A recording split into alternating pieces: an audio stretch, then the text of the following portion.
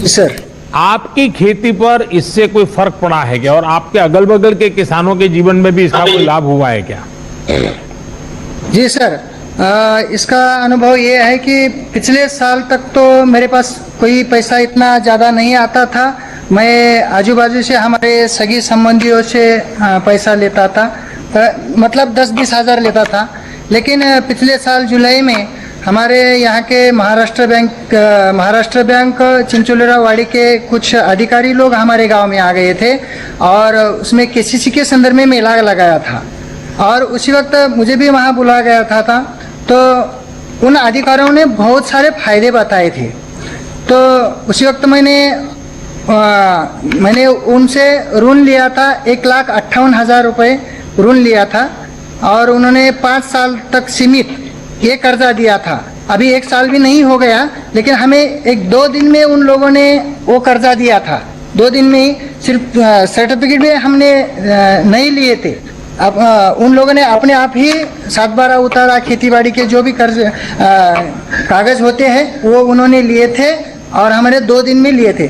उसके बाद हमने उन पैसों से जमीन लेवल कर दिया था और कोई बीज, कोई मजदूरी और उसके साथ साथ हमने बकरियां भी पाली थी उस पैसे से। इस साल फायदा ऐसा हो गया, पहले जैसे कभी नहीं हुआ था। जमीन लेवल से और गोबर खत भी लिया था हमने उनसे। तो पिछले साल 20 कट्टा सोयाबीन हो गया था, इस साल 40 कट्टा सोयाबीन हो गया सर। इसलिए बहुत बड़ा फायदा हो गया है। और उसके साथ साथ हम वहाँ प्याज भी लगाते हैं, थोड़ा मिर्ची भी लगाते हैं। ये सब कुछ तो केसीसी की वजह से हो गया है सर। बड़ा साहब जी, आप बढ़िया हिंदी बोल लेते हैं। Thank you sir, thank you sir. काळजी करा, काळजी करा। बरं आहेत हेलो मग? सर, हाँ नमस्कार सर, थैंक यू सर। बहुत बहुत धन्यवाद आपका भी, और सभी गांव के धन्यवाद। किसानों को भी हमारा प्रणाम कह दीजिएगा। Thank you sir. Yes sir, yes yes. माननीय प्रधानमंत्री जी का बहुत बहुत धन्यवाद। अब हम माननीय प्रधानमंत्री जी से देश को संबोधित करने का अनुरोध करेंगे। माननीय प्रधानमंत्री जी।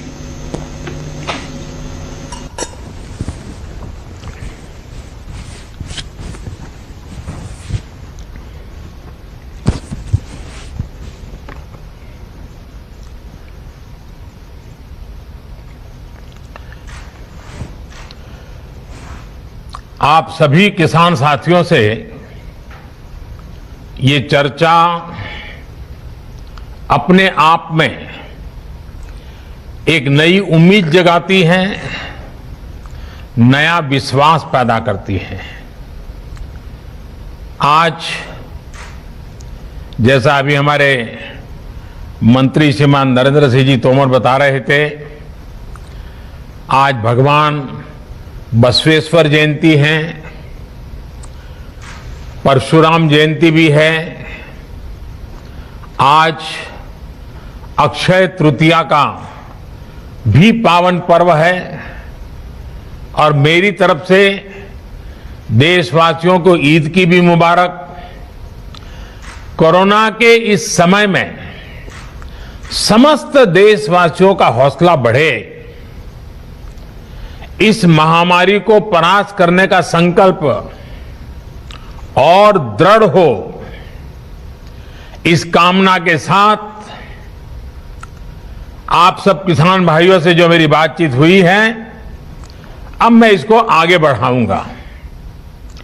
इस कार्यक्रम में उपस्थित कृषि और किसान कल्याण मंत्री श्रीमान नरेंद्र सिंह तोमर जी, केंद्रीय मंत्रिमंडल के मेरे अन्य सहयोगीगण, सभी मुख्यमंत्री, राज्य सरकारों के आदरणीय मंत्रीगण, सांसदगण, विधायकगण और देश भर के मेरे किसान भाई और बहनों, आज बहुत ही चुनौतीपूर्ण समय में हम ये संवाद कर रहे हैं।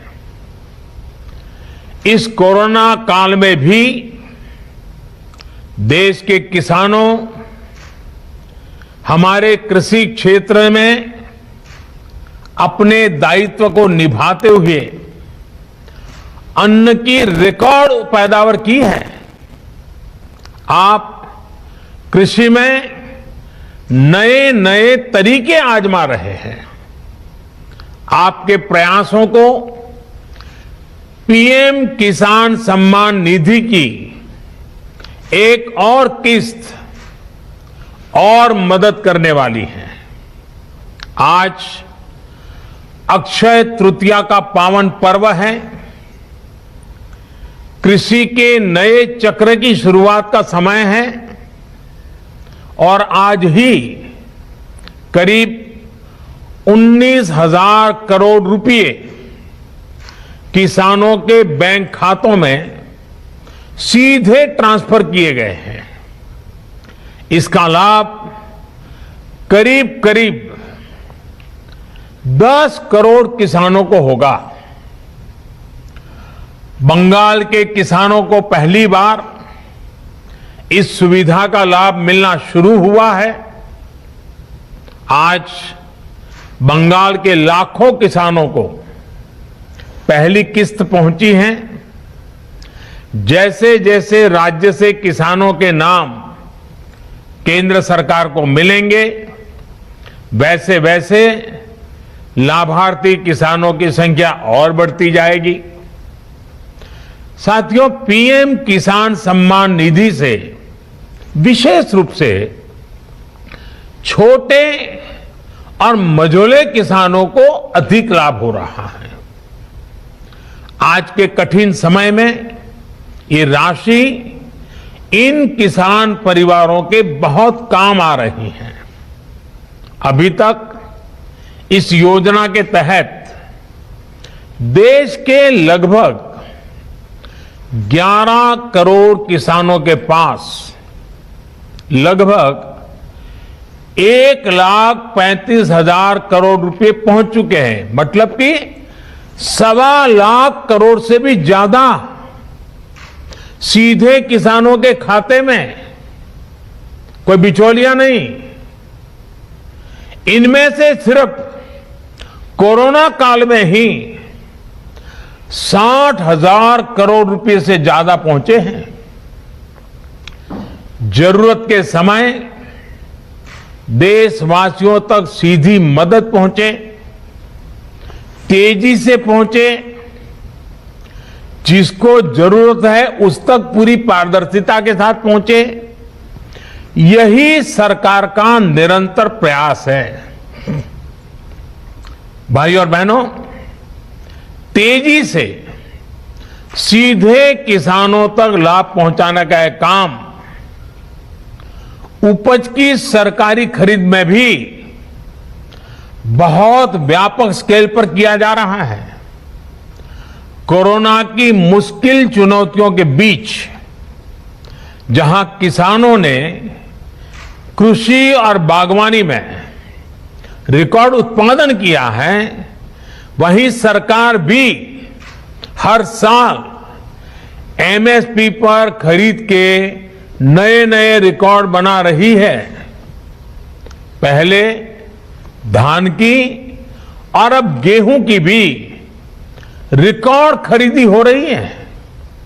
इस वर्ष अभी तक बीते वर्ष की तुलना में लगभग 10% अधिक गेहूं एमएसपी पर खरीदा जा चुका है।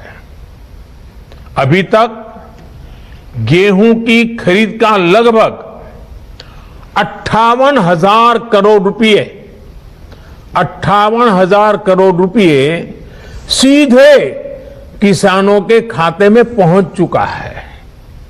सबसे बड़ी बात ये कि अब किसान जो उपज मंडी में बेच रहा है, उसको अब अपने पैसे के लिए लंबा इंतजार नहीं करना पड़ता, परेशान नहीं होना पड़ता। किसान के हक का पैसा सीधा उसके बैंक खाते में जमा हो रहा है। मुझे संतोष है कि पंजाब और हरियाणा के लाखों किसान पहली बार डायरेक्ट ट्रांसफर की इस सुविधा से जुड़े हैं। अभी तक पंजाब के किसानों के बैंक खाते में करीब 18,000 करोड़ रुपए और हरियाणा के किसानों के बैंक खाते में 9,000 करोड़ रुपए सीधे उनके बैंक अकाउंट में जमा हो चुके हैं। अपना पूरा पैसा अपने बैंक खाते में पाने का संतोष क्या होता है, ये पंजाब और हरियाणा के किसान भी अनुभव भी कर रहे हैं और मुखर होकर बोल भी रहे हैं। मैं सोशल मीडिया में इतने वीडियो देखे हैं किसानों के, खास करके पंजाब के किसानों के, कि इस प्रकार से उनको पैसा पहुंच जाना और वो भी पूरा पूरा पैसा पहुंच जाना, उसका संतोष इतने उमंग के साथ वो बता रहे हैं। साथियों, खेती में नए समाधान, नए विकल्प देने के लिए सरकार निरंतर प्रयास कर रही है। जैविक खेती को बढ़ावा देना ऐसा ही प्रयास है। इस प्रकार की फसलों में लागत भी कम है, ये मिट्टी और इंसान के स्वास्थ्य के लिए लाभदायक है और इनकी कीमत भी ज्यादा मिलती है। थोड़ी देर पहले इस प्रकार की खेती में जुड़े देश भर के कुछ किसानों से मेरी बातचीत भी हुई है। उनके हौसले, उनके अनुभवों को जानकर मैं बहुत उत्साहित हूं। आज गंगा जी के दोनों ओर करीब 5 किलोमीटर के दायरे में जैविक खेती को व्यापक स्तर पर प्रोत्साहित किया जा रहा है, ताकि वो जो खेत में उपयोग किया गया केमिकल है, बारिश के समय जो पानी बह करके गंगा जी में न चला जाए और गंगा जी प्रदूषित न हो, इसलिए गंगा जी के दोनों तट के 5-5 किलोमीटर करीब करीब ये जैविक उत्पादक को विशेष बल दिया जा रहा है। ये जैविक उत्पाद नमामि गंगे के ब्रांड के साथ बाजार में उपलब्ध किए जा रहे हैं। इसी तरह भारतीय प्राकृतिक कृषि पद्धति को, उसको भी व्यापक स्तर पर प्रोत्साहित किया जा रहा है। इसके साथ साथ सरकार की यह निरंतर कोशिश है कि छोटे और सीमांत किसानों को बैंकों से सस्ता और आसान ऋण मिले। इसके लिए बीते 1.5 साल से किसान क्रेडिट कार्ड उपलब्ध कराने का एक विशेष अभियान चलाया जा रहा है। इस दौरान 2 करोड़ से ज्यादा किसान क्रेडिट कार्ड जारी किए गए हैं। इन कार्ड्स पर किसानों ने 2 लाख करोड़ रुपए से ज्यादा का ऋण बैंकों से लिया है। 2 लाख करोड़ रुपए। इसका बहुत बड़ा लाभ पशुपालन, डेयरी और मछली पालन से जुड़े किसानों को भी मिलना शुरू हुआ है। अभी हाल ही में सरकार ने एक और अहम फैसला लिया है और मैं चाहूंगा कि मेरे किसान भाई बहनों को ये सरकार के निर्णय से खुशी होगी, उनके लिए ये बहुत लाभकर्ता होगा।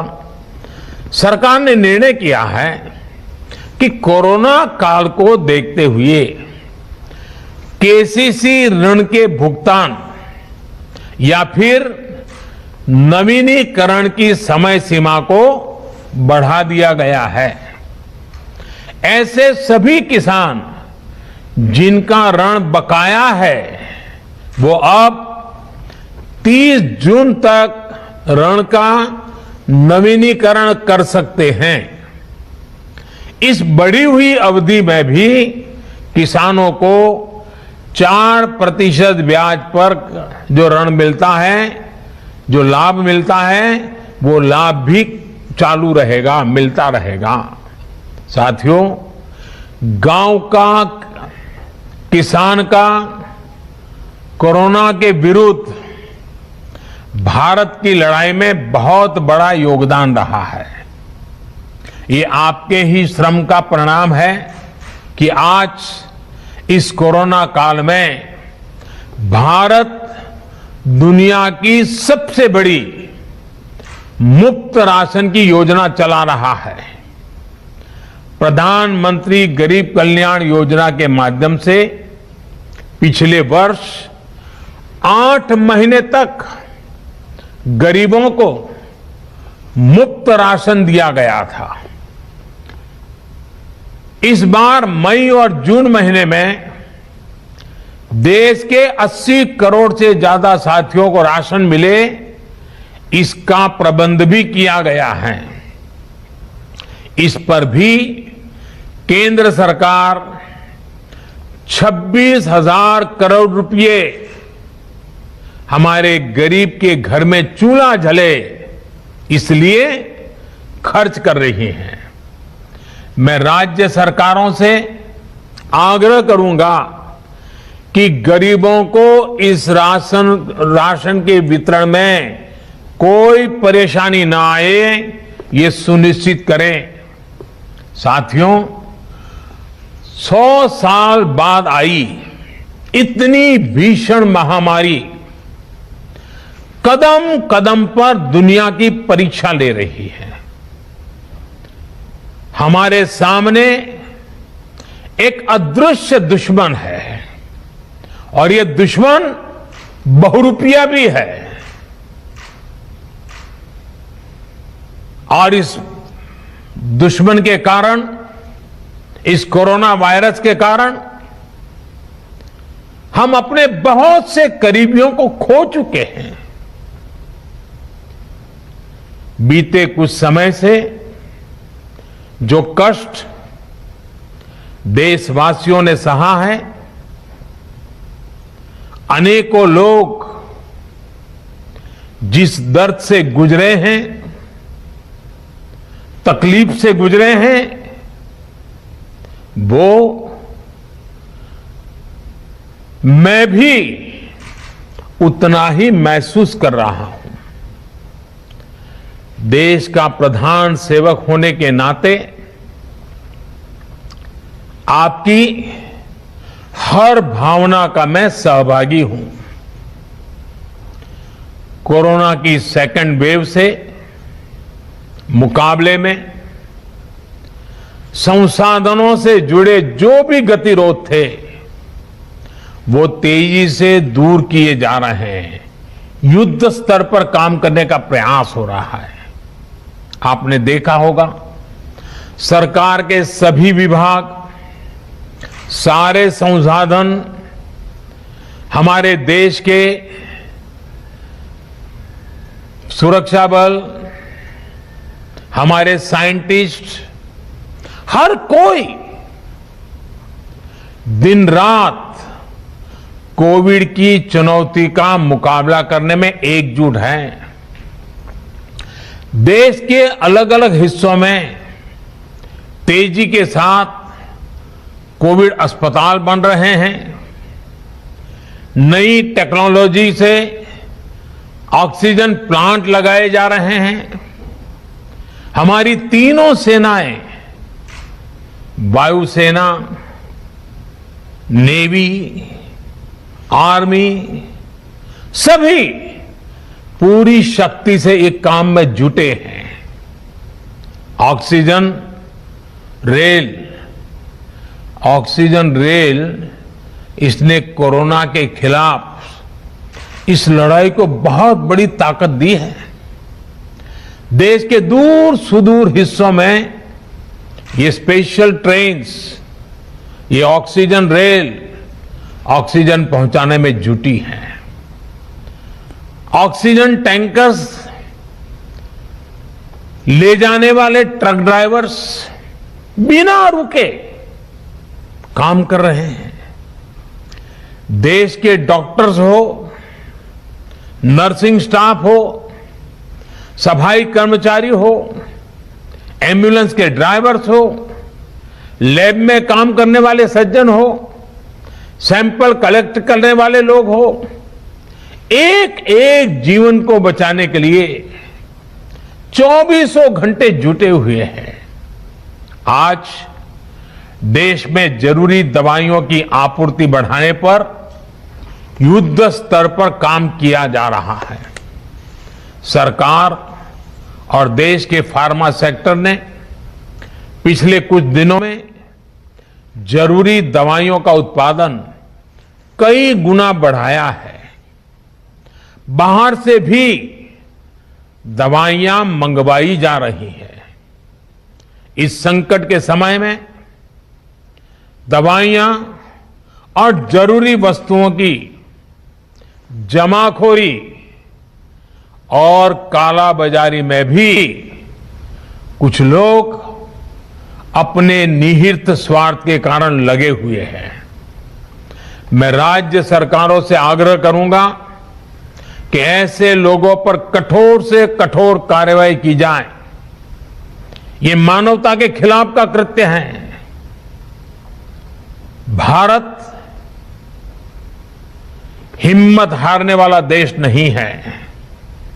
न भारत हिम्मत हारेगा और न कोई भारतवासी हिम्मत हारेंगे। हम लड़ेंगे और जीतेंगे। साथियों, आज के इस कार्यक्रम में मैं देश के सभी किसानों को, गांव में रहने वाली सभी भाई बहनों को कोरोना से फिर सतर्क करना चाहता हूं। ये संक्रमण अभी गांव में भी तेजी से पहुंच रहा है। देश की हर सरकार इससे निपटने के लिए हर संभव प्रयास कर रही है।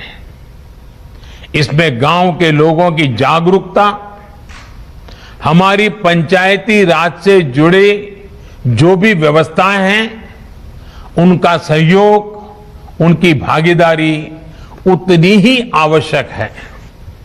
आपने देश को कभी निराश नहीं किया है।